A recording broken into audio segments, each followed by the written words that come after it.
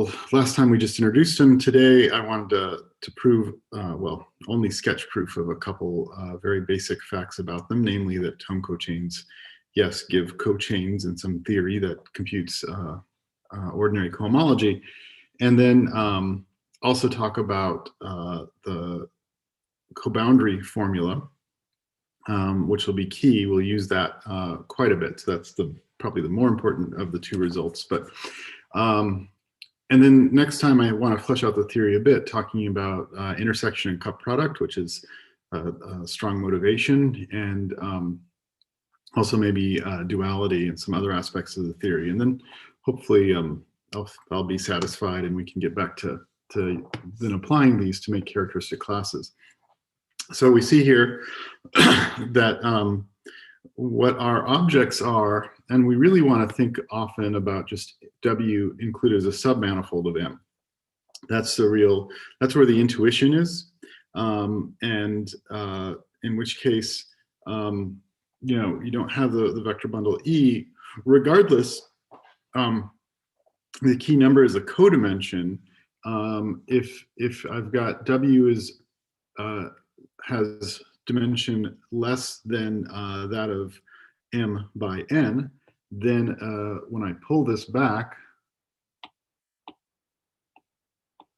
I get a zero manifold.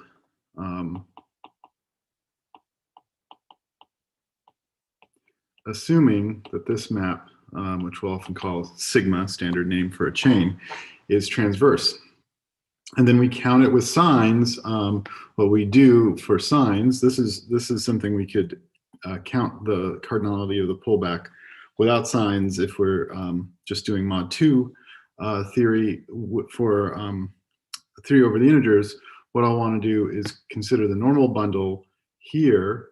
That gives me a normal bundle in the pullback of E here. So this would be,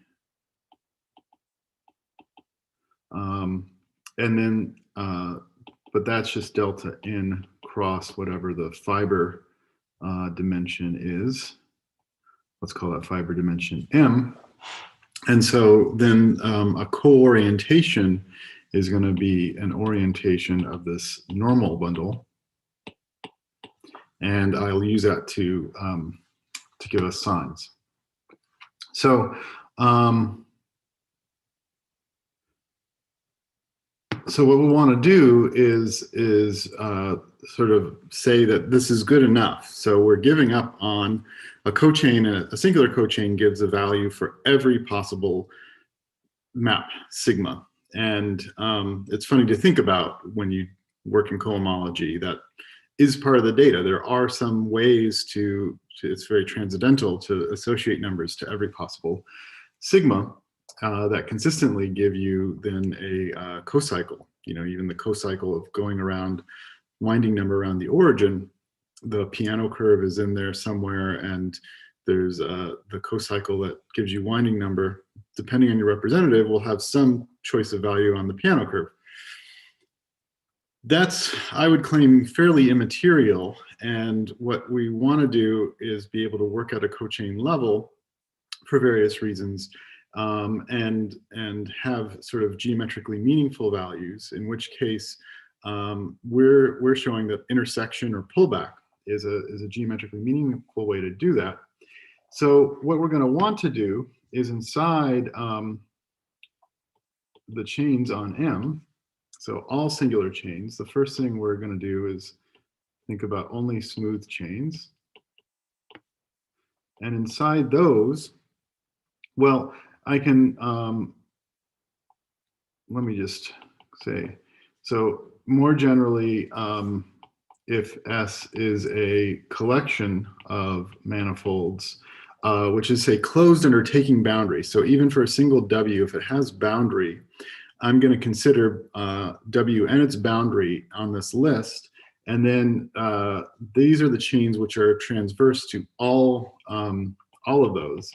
And you'd only expect this to be good if you had some finite or maybe locally finite collection of chains.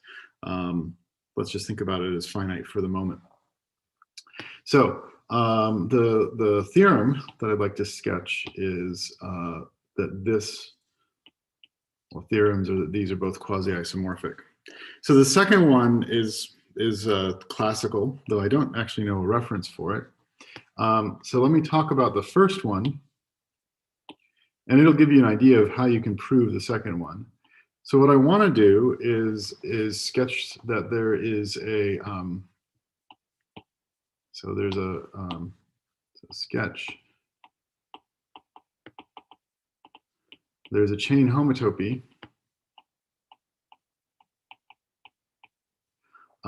that's going to go back from, the way I'll think about it is just going from the all smooth chains to the ones which are transverse.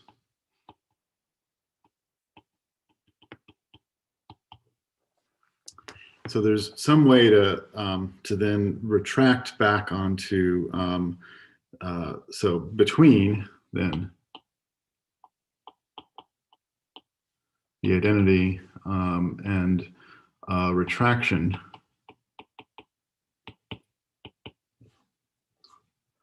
onto, this should be smooth. There's a chain homotopy between the identity and retraction onto C transverse inside here. You might normally think of naming the retraction and then you get the homotopy, but in this case, certainly constructing both at the same time is what makes sense. And again, this is just going to be a sketch really by picture. So M is, say, I don't know, R2 or R2 minus 0 or something like that. Okay, so I've taken that point away. W is something like the positive x-axis or something like that. Let me.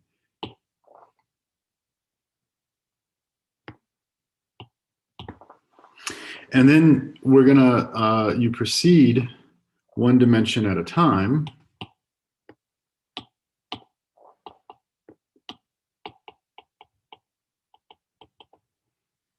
So proceed starting at 0 chains, then 1 chains, etc. And what we're going to do is, well, because this is a retraction, if I, so a chain is just going to be a point, a 0 chain. If that is already transverse, which this one is, it's got to be disjoint from W in this case. If it is already transverse, I leave it alone. And if it isn't, then I appeal to basic transversality. There's some, the Starr's theorem kinds of arguments that the transversal maps are open and dense. So there's some nearby transversal map. And because this is a locally contractible space, any manifold, when I choose that, that bump off, I can choose a little path there. So there we have it. So, and maybe this one, maybe I choose to bump off this way. This is not going to be, I'm not claiming any kind of continuity. This is an algebraic theorem about some chain retraction. It's about these uncountably generated groups. And I'm not going to try to do this in any sensible topological way. If you did, you might end up so with some instructions given exactly by characteristic classes, actually, you can't move something off of itself, as we'll see, for example. Well, the 0 section of the Mobius strip is already something that we couldn't, quote unquote, move off itself, and it wouldn't be transverse to itself. I mean, I guess we could, but then that point would be fixed. And anyways, we can just, if I don't care about continuity, we can just do this. And so, so that picture is how, what we would need to do for the 0 chains. And then, so these are the pictures of the homotopies. So each of these gives a 1 chain associated to the original 0 chain. And then the 1 chains, once again, if I have some 1 chain which is transverse, and again, because the definition of transversality of something with boundary mapping in also includes the boundary. So for it to be transverse, both ends of it would need to miss W. But if it weren't transverse, suppose I had something like this, then this is why I need to proceed dimension by dimension. I also note have a, from the previous step, maybe even sort of dash that red. This was given from my chain homotopy in the 0 case. And so what we can do is make a, fill this in, so to speak, for a, with a 2 simplex. And note if both ends, I don't know if I'll draw this or not, if both ends are there, I would have 2 ends. And so I would need to actually fill in a prism, but that's fine. We did that back when we developed singular homology. But in any case, this would be an example of just choosing, once again, using Sard's theorem to prove the existence of this. You know, I would take any original map. Actually, let me give you an idea of, I can just map the 2 simplex in some very singular way. And then what Sard's theorem could again guarantee is some nearby way to fill in that with a 2 simplex. So you notice this picture is actually very close to the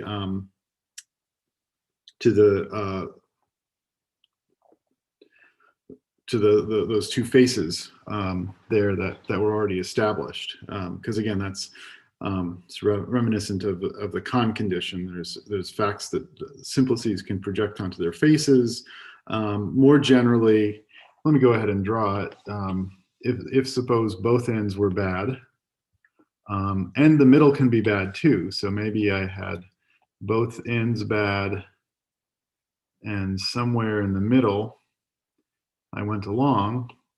Well, both ends from the previous work I bumped off, and then I've got these 3 faces, if you will, and I can fill that in with, you know, there's a couple ways to do it, but I would think of filling that in with a rectangle.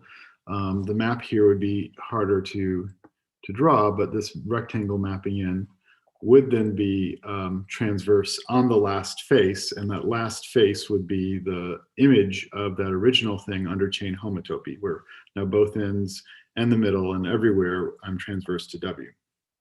So that's the idea. It's fairly formal. It's fairly we can do it, and again, it's an application of Sard's theorem. Right, and maybe one day I have a collaborator who's written a much more careful treatment up, and maybe one day it'll be more generally shared. Okay, so that's I think what I wanted to say there. So that really means at the end of the day, going back here, if I've got some function on only the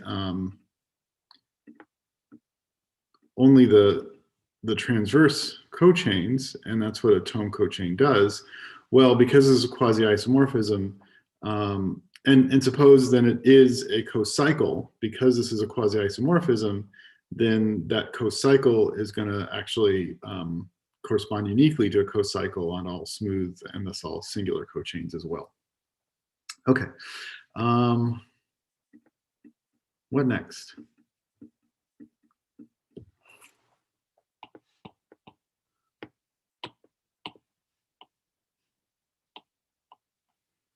Next, let's talk about probably the most important fundamental result in the theory, and I'll just go ahead and state it.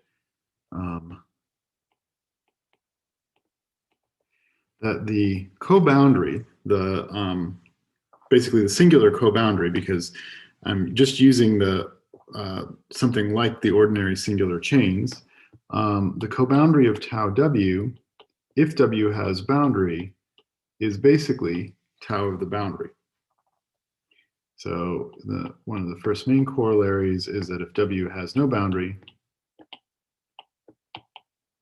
then of course tau w is a cocycle, and that lets us talk about the cohomology class of tau w in ordinary cohomology of M, in the usual cohomology. So this theorem is, as I said, we'll use it the most, because that lets us now just, hey, here's a submanifold, there's a cohomology class. The submanifold has no boundary. It's again proper, think again like the positive x-axis, but as long as it doesn't have boundary. So you know, also proper would be in R2 minus 0 would be a ray starting at, say, the point 1, but that does have boundary, so that is not a cocycle. Crossing that ray isn't invariant with respect to homotopy in particular, so you wouldn't expect it to be a cocycle. Okay, the other thing to say about this is that it's akin to Stokes' theorem. Sometimes they even call it Stokes' theorem, because what Stokes' theorem does for you when you're doing de Rham cohomology is it relates this sort of beautiful internally defined differential for differential forms D and the usual singular co-boundary through integration. So at the end of the day, Stokes' theorem is key to say that you've got a cochain map from forms to singular R-valued smooth cochain. So even in that theory, you're not using full singular but smooth. This would be similar if, which we are not, if we were going to be developing a full theory of tome cochains that we wanted to use to replace the singular cochains. There's a couple technical issues with saying to explain why we're not.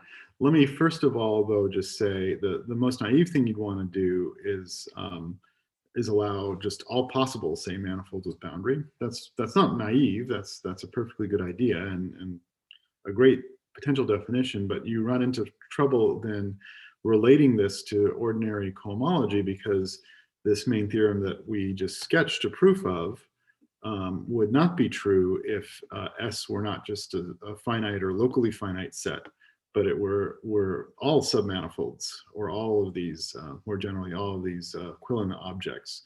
The things that are transverse to everything else would be empty.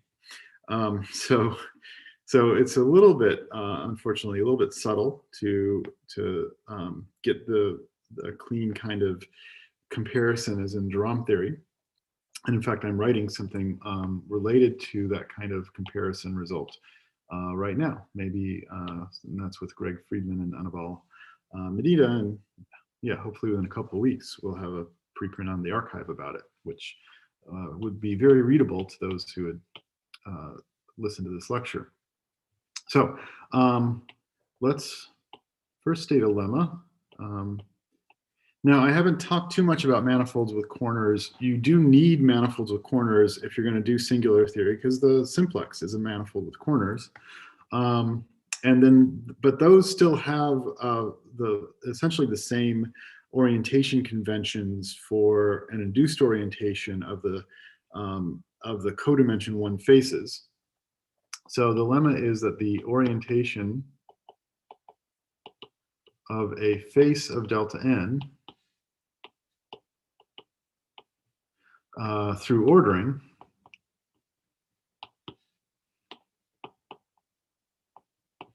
agrees with its orientation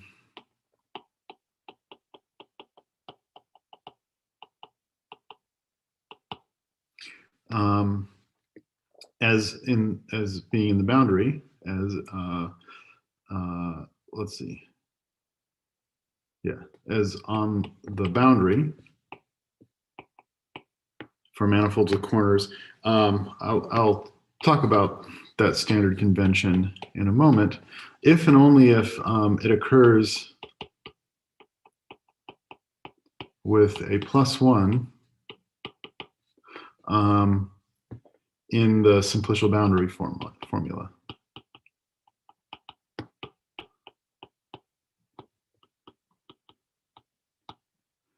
So what's the standard orientation convention for a manifold boundary? Well, there's 4 sensible ones, because on the boundary of a manifold with boundary, you have the orientation of the full subspace, the full tangent space at a boundary point, and then you have you want to say that there's a natural orientation of the tangent bundle just along the boundary. So those differ, of course, by a normal vector. And the 4 possible choices are, you could either use an inward normal or an outward normal. And then to make an orientation, you can either list it sort of at the beginning of your list of bases, because I think of an orientation as an equivalence class of bases.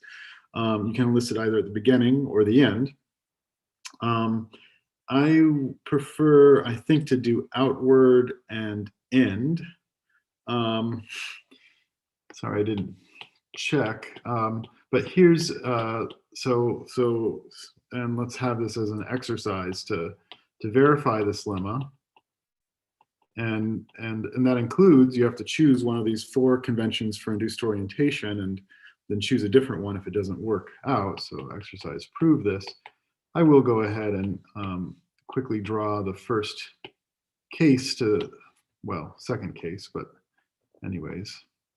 If I have a simplex 0, 1, 2, and I orient it like this, so my oriented basis would be sort of pointing towards 0, 1, followed by pointing towards 0, 0 pointing towards 1, followed by 0 pointing towards 2. That's kind of, I mean, there's various ways to think about that. Then the induced orientation of the 3 ends will be along with that. So these are induced orientations. But, you know, the boundary in the, or let's just call it D to distinguish it from the boundary of this simplex, if I just go through formally, is and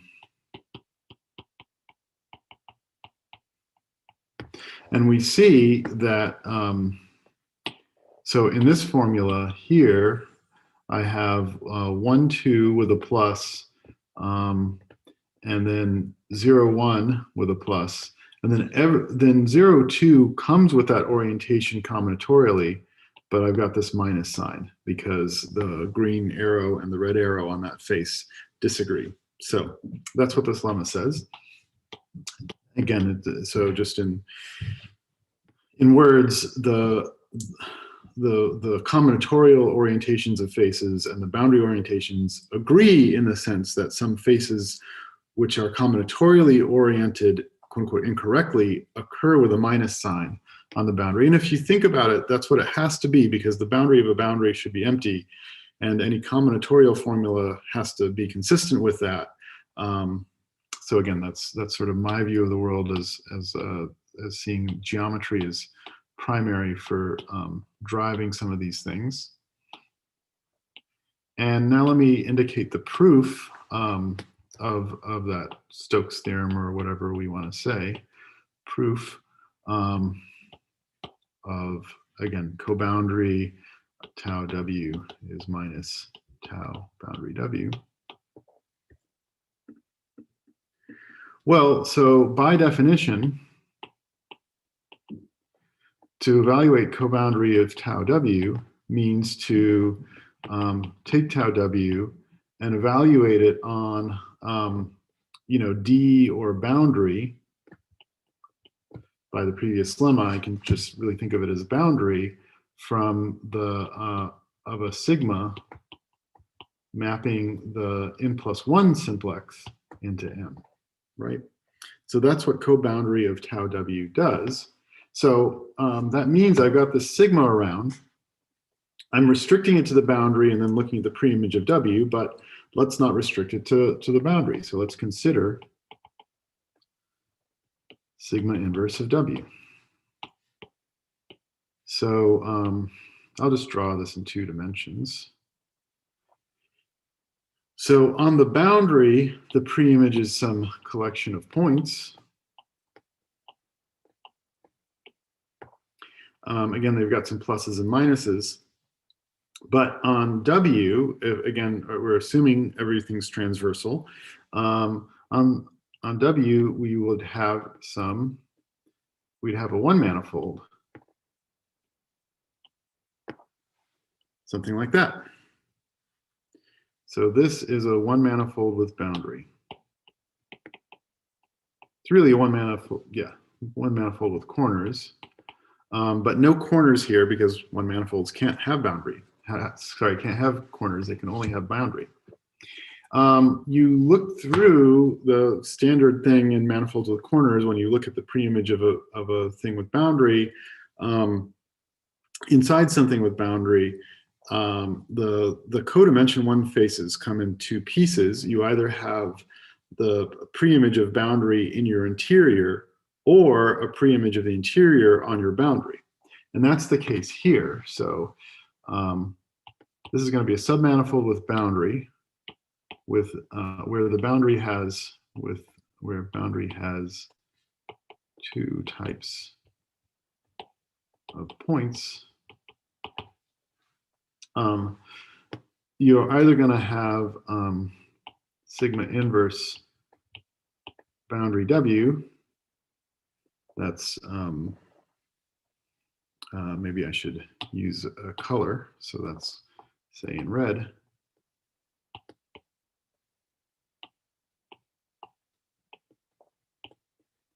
Or you're going to have sigma restricted to the boundary inverse of W. Oh, sorry. These are the red points. Those are the ones on the boundary. These I will call the blue points.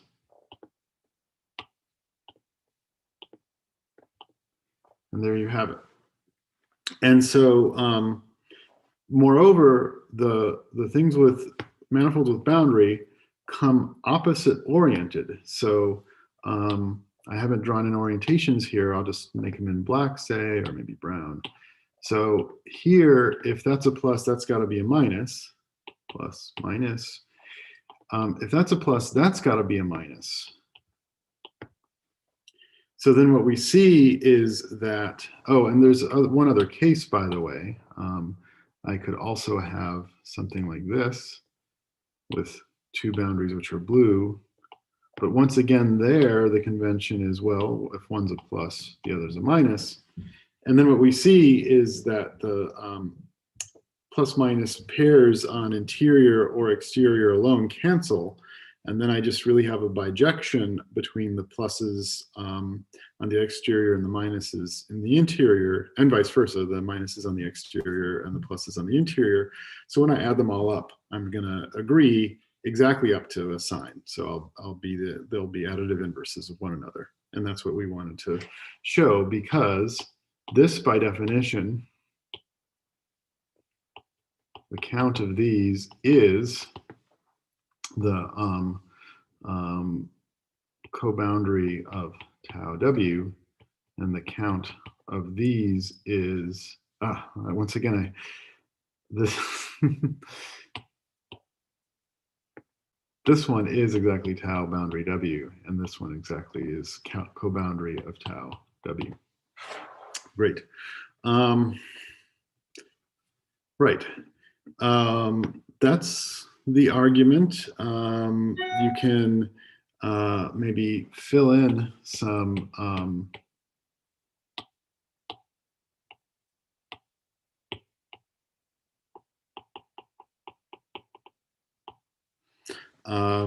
details. What details might we want? Well, let's, you can go through all the orientation conventions. That's what I said already for the most important one.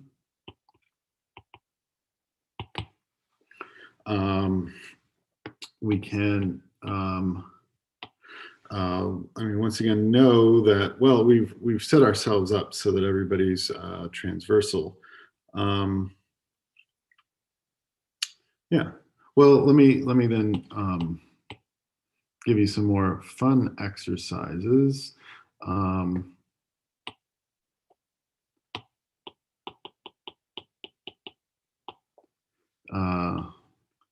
Find tome cochain, really cocycle representatives of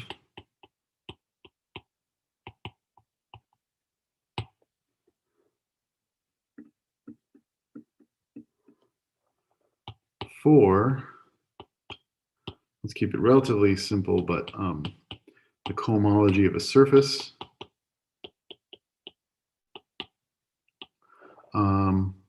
Let me do a fun one, the cohomology of RP4, which is not orientable, but we can realize it's integer valued cohomology, not just its mod 2. But let's ask you to do both. One is much easier.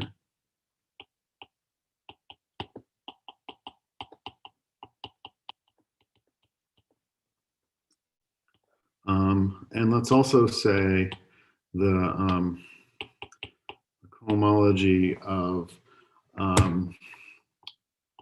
R3 minus some graph, say, which is not necessarily connected. So the image, I've got some graph G embedded in R3. Take the complete graph on whatever generators, or just take even, you know, I could also just take the circle as a graph, or a union of those. I've got, you know, like 4 vertices, 4 edges. Each vertex is abuts a single edge. So that's just 4 circles. And then this would be some 4 component link. Regardless of embedding, can you tell me, can you find some tone cochain representatives for the cohomology? Now that we know that it involves finding some manifolds without boundary that that sort of realize the value on homology that we want. Okay, let me